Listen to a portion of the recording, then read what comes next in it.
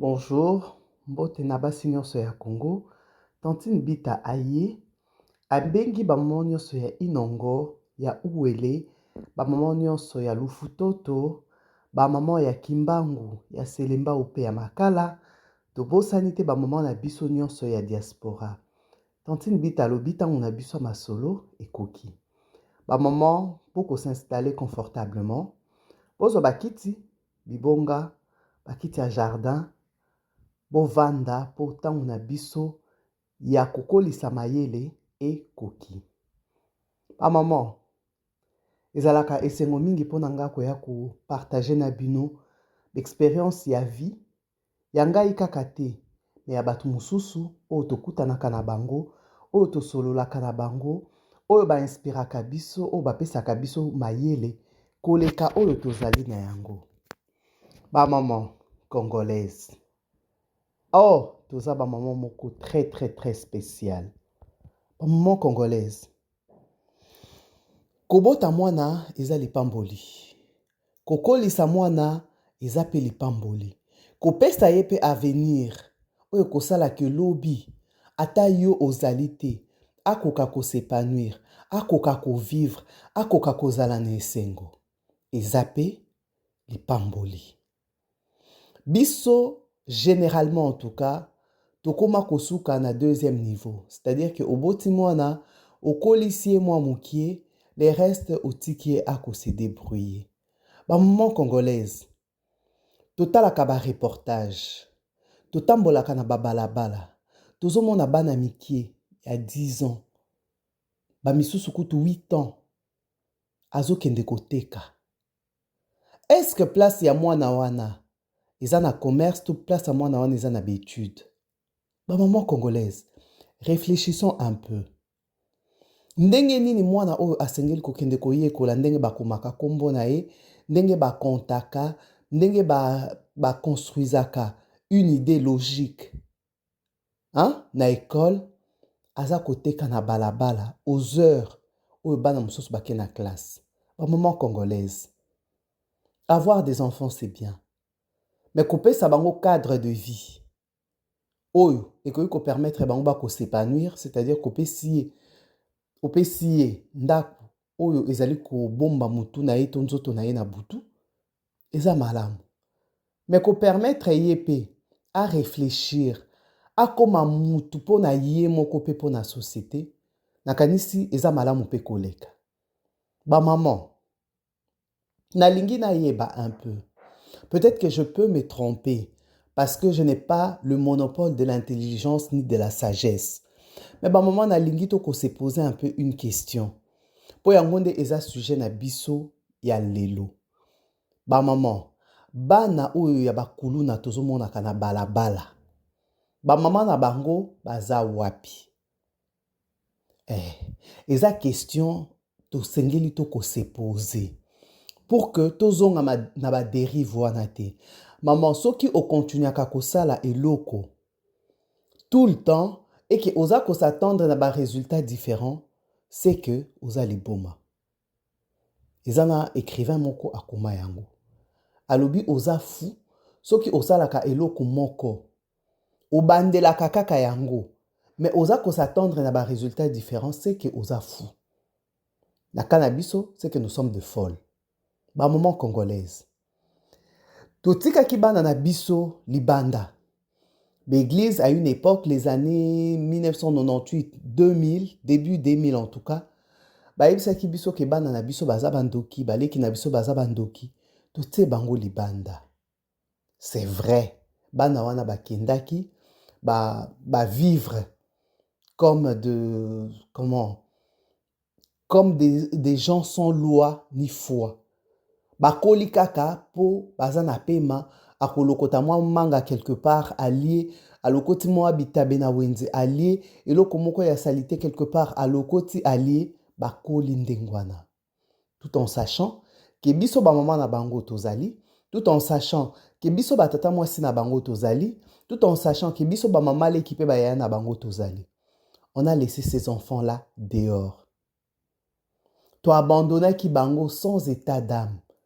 To mona kite enfance na bango, tomona quitté avenir au tozai ko privé bango. Tolobi ba kende parce que ce sont des enfants sorciers. Ce qui est triste et déplorable dans cette situation, c'est que bana wana bakoli. Batikali bana mikiete bakoli. Sikoyo bazo zongisela biso makambo o biso tosalaki bango. Maman, like nanu, partagez nanu, ko s'abonner. Ba maman congolaise. Bana o totikaki dans la nature. Tokanisa te ke bakufaki, batikalaki en vie. Survivre na mépris na biso, survivre na rejet na biso, survivre na haine auto manifestaki envers bango. Et lelo, bazongeli biso. Mais bazongeli biso na forme nini? Parce qu'ils n'ont pas reçu d'éducation, on ne leur a pas imposé des limites. Balakisa bango te ke loko o basala kato basala kate, bazongeli biso comme des sauvages. Bazongeli biso comme des brigands. Bazongeli biso comme des criminels. Des gens sans foi ni loi. Ceux qui ba komi makitanyo so bozeki nango et panzani. Ba maman congolaise. Quelle est notre fierté na komona kabana na biso koboma biso lelo? Quelle est notre joie na komona kabana na biso ko contrôler ba quartiers entiers? Oyo tozoyoka ke soki bakuluna bakomi tel endroit, quartier mobimba ekomi na insécurité. Mais banani batie bango libanda. Eza biso ba maman congolaise. Assumons nos responsabilités aujourd'hui. Po toko se corriger na bana o toza ya bango lelo na bandaku. Comment est-ce qu'on a pu abandonner nos enfants? Yo maman olali na kati ya ndaku. Mwana na yo azolala likolo ya mesa quelque part. Ça ne te dérange pas. Biso nyonso toyebi balobaka, bana bazaka, bana ya ba maman. Ça a toujours été dit de cette façon-là. Balobite que les papas sont irresponsables, balobite que ba papa basala ke lokote pona bana, loin de là, ces combats inutiles oyo toza yango besoin telelo. Mais tozo lobake, maman atambola azaka na motema ya kobomba bana quelles que soient les circonstances. Mais ce qui bana wana babimi libanda, c'est que biso ba maman congolaise, nous avons échappé ou nous avons échoué à notre mission. Ya ko accompagner bana na biso pour une vie de succès et une vie de réussite. Totiki bango libanda beli babiki bango moko, bazokaki bakose soigner bango moko, il a plu. Toute la pluie est tombée sur eux, bakoli lelo. Bakoli na pasi, bakoli na haine, bakoli na bamoni qu'ils ont été méprisés, abandonnés à eux-mêmes. Bana 10 ans, babwakaka bango libanda, bana 12 ans, obazaki na besoin de soutien, encadrement, de tsaki bango libanda. Aujourd'hui, kozongi la biso en face. Tozoko kasoko gérer bangote. Bakuluna à gauche et à droite. Maman congolaise, personne ne me dira que tous ces enfants-là n'ont pas de parents. Tokolobate ke bakuluna nyonso bakufela ba parents. Ba parents na bango baza wapi? Ba maman na bango baza wapi? O ezali chaîne na ba maman, on interpelle plus les femmes. Ba maman congolaise, boza wapi? Toza wapi biso ba oto tiki bana wana na balabala po lelo ba koma danger pour na biso moko. Toko se corriger. Assumons nos responsabilités convenablement. Topé sa bana na biso chance. Topé sa bana na biso opportunité ya ko vivre heureux, ya ko vivre en sécurité, ya ko vivre en disant que papa azali, maman azali, yaya azali.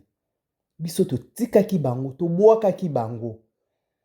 To yokelaki bango mawate parce qu'un pasteur s'était réveillé un matin à lobi que mwana wana azandoki. Yozu mwana wana obwaki. Aujourd'hui, mwana wana, soka kute eno quelque part, il n'a pas d'amour, il n'a pas d'affection, il n'a rien pour toi si ce n'est de la haine et du mépris. Ma maman congolaise, prenons ces sujets à cœur. Tokoki ko continuer nzela o tozo tambola te. Toko se ressaisir un peu. to réfléchir différemment. To loba que on doit revenir au bon sens. Ben na biso photo encadré bango. Ba oyo, ba bimi déjà libanda. To luka moyeni toko sala. To créer peut-être ba association pour essayer de ramener ces enfants-là à des vraies valeurs. To meka ko aider bango pour que ba koka ko s'insérer d'une certaine façon dans la société générale. Ba maman congolaise. Ba na wana baza ba na biso. Ba na wana baza ba neveu ba nièce na biso. Qu'on a abandonné à un certain moment. Parce que un gourou s'était élevé quelque part, à l'obi ke bana oyo, baza bandoki. Vous privez bana d'avenir, vous privez bana na d'études, vous privez bana wana na esengo kaka ya vie. Tu privez bango yango. Mais, eloko tozo bosana, ba maman congolaise, ces enfants-là, oh, tozo mona lelo ba kuluna, toko se privé na ba service na bango. Ces enfants-là, balinge baza ba médecin na biso, balinge baza ba infirmier na biso, balinge baza ba dentiste na biso, balinge baza ba cardiologue na biso, balinge baza ba ingénieur na biso, balinge baza ba juriste na biso, balinge baza ba homme d'affaires na biso, balinge ki baza ba ingénieur de son, balinge baza ba maçon na biso, balinge ki baza ba menuisier na biso. Toko s'est privé de cette richesse-là parce que quelqu'un avait dit quelque part que banana bazabandoki. On les a chassés de nos maisons. Ba maman congolaise, to réfléchir. Les mal est profond. Ce qui te sali eloko mon côté. Toko continuer ko kima parce que bango pe bazoko la kaka se kokola.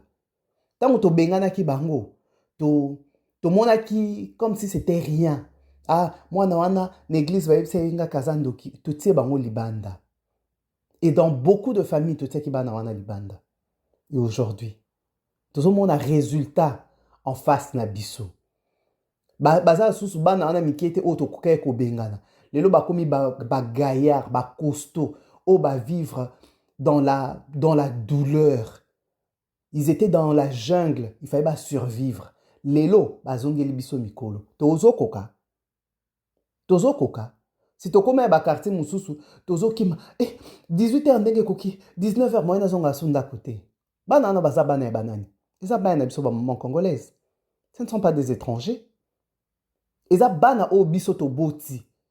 Nde to abandonnaki. Les lots baza en face de nous. Tozo koka. Tout changer. Tout changer. Une maman est censée prendre soin de ses enfants. Une maman est censée éduquer ses enfants. Tala ndenge tokoma lelo. Ma maman congolaise bakoloba tokenda koluka mbongo po na bango na boite. L'argent ne suffit pas pour éduquer un enfant. Il faut que tu sois présente. Oyeba, mwana aliaki nini. Mwana asokolaki na maya ndenge nini. Mwana asalaki fièvre na journée, ezalaki ndenge nini. Biso tokoma du lundi au samedi, nous faisons notre petit commerce. On parle de façon générale.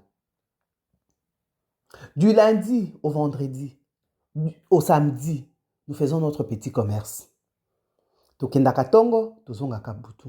Toyebaka te bana baliaki ndenge nini, biloko yango ezalaki goûté.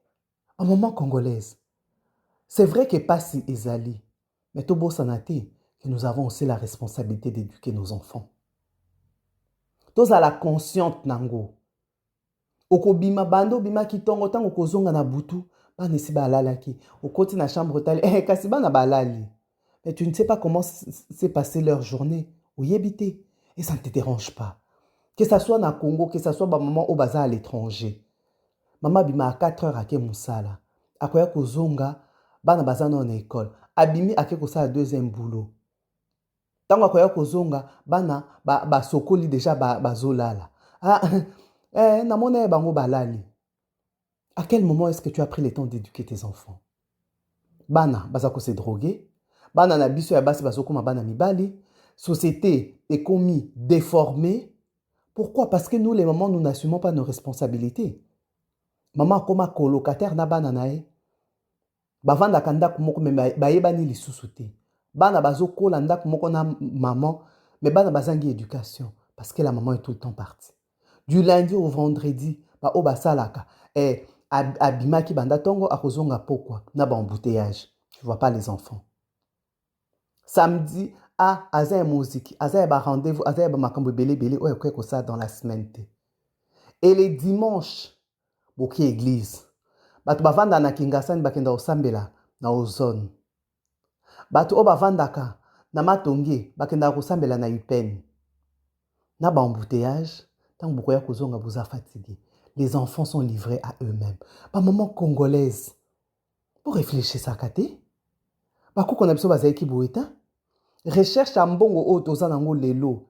Ezo sala ke tozo ko se retrouver avec de l'argent mais avec des enfants non éduqués. À quoi bon? À quoi bon? Tout ça pour ça. Un jour, il n'y a pas très longtemps, nous avons échangé avec une femme responsable, une chef d'entreprise. Aïb Singa Abi, Brigitte moi nanga aza drogué. Aïb c'est comment ça se fait?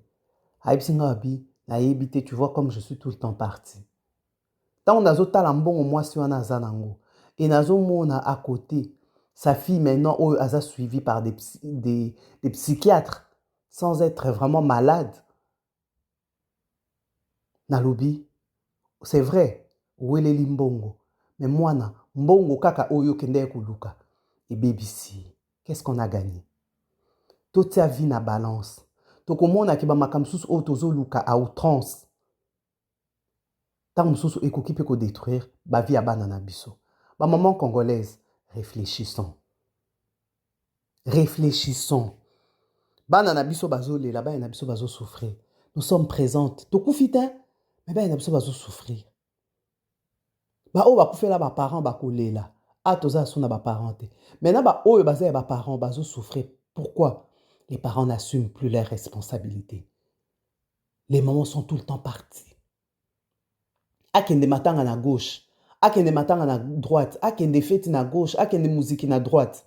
Les enfants sont livrés à eux-mêmes. Bana na biso, ba komi na image otokanisela ki bangote. Pourquoi? Parce que nous ne sommes pas présentes. Nous ne sommes pas présentes. Maman, okoyoko bateke na tekaka peut-être de 8 heures jusqu'à 17 heures. Nazonga penata la bana. Bana, bakolata ba uniforme ya salité. Maman yo aussi okendaki na yo. Bana, bazo sala ba makambu oto koyeko imaginer te. Pourquoi les parents ne sont pas là? Mais les parents ne sont pas morts. Maman congolaise.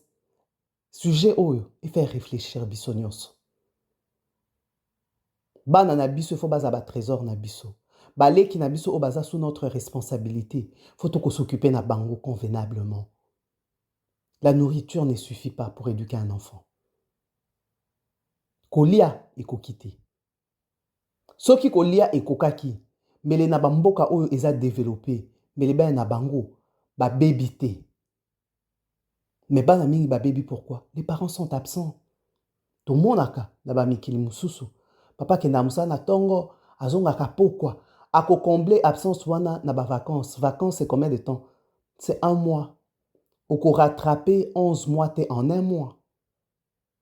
Donc il faut to luka un équilibre oyo kosala ke bana na biso bazokola en confiance, bayebi que les parents sont là. Bayebi que ba parents bazo ko imposer bango ba limite oyo kosala ke bazala cadré, bakola bien. Mbongo oui. Mais mbongo soki ezo travailler comment dire en défaveur, il y a réussite à bana biso, c'est que quelque part il y a un problème. Vous likez, vous partagez, vous s'abonner, ba maman congolaise toyoka. Peto tika koyoka bat oyo bazali koyebisaka biso tout le temps, ah moi nano azandoki, leki no azandoki, ça nous détruit. Tant ba maman na biso bakolaki, bakulu na bazalaki te. Tokoyo kolobate qu'il n'y avait pas de bandits, il y en a toujours eu. Même à l'époque de Jésus-Christ, il y avait des brigands. Mais en pleurs oyo ezui, c'est que quelque part la société a abandonné ses enfants. Les mamans congolaises ont abandonné leurs enfants. Parce que bana bakomi belé na balabala. Bana oyo, il faut abunda. Yé moko po alia. Azana âge de 10 ans, 11 ans. Moi na 11 ans. Akobunda ndenge nini po alia. na balabala. Totikaki bango, tokangelaki bango mitema. Parce que le pasteur avait dit. Parce qu'un gourou avait dit. Tokangelaki bana wana mitema. Yango bango petango bazongeli biso bakangeli biso mitema. Bazo boma biso bazo kipete. Tomeka ko revoir un peu notre façon de faire. O baza ko exprimer lelo, c'est une souffrance. Bana wana baza en souffrance yango bazo sala biso ndengwana. Mais tobo sanate biso batotiaki bango na balabala. To revoir notre façon de faire pour le bien de la communauté. Ezalaki abino Tantine Bita, la chaîne Abisso, Bassi à Congo. À bientôt les mamans.